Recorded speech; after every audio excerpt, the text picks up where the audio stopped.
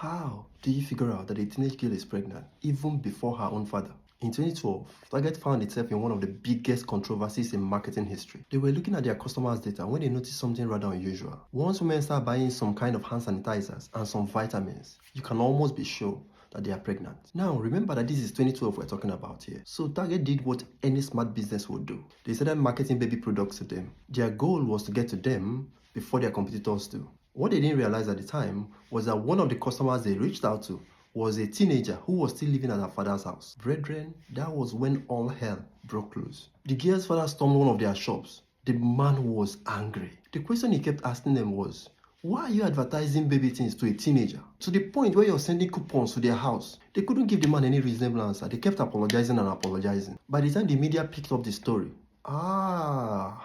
it went viral. People were angry. But then, some days later, something completely unexpected happened. The man called back and he was apologizing.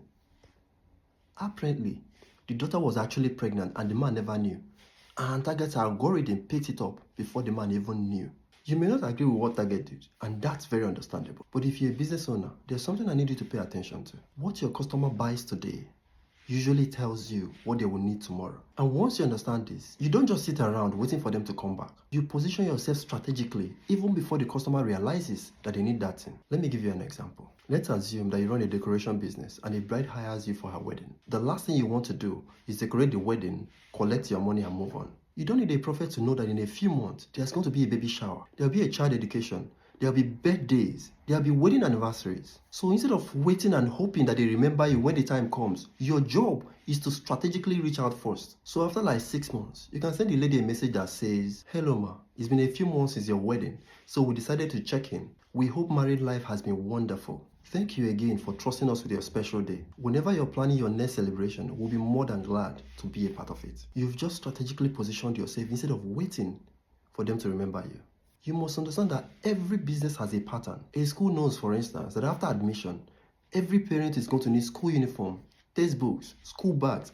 A real estate agent knows that after you buy that land, you're definitely going to need a surveyor. It's in their interest to strategically position themselves to meet those needs instead of going out every single time to look for new customers all the time. The ability to look at what your customers are doing today and then predict what they are going to do tomorrow and then strategically position yourself to meet that need is the difference between someone who's self-employed and someone who's actually building a real business.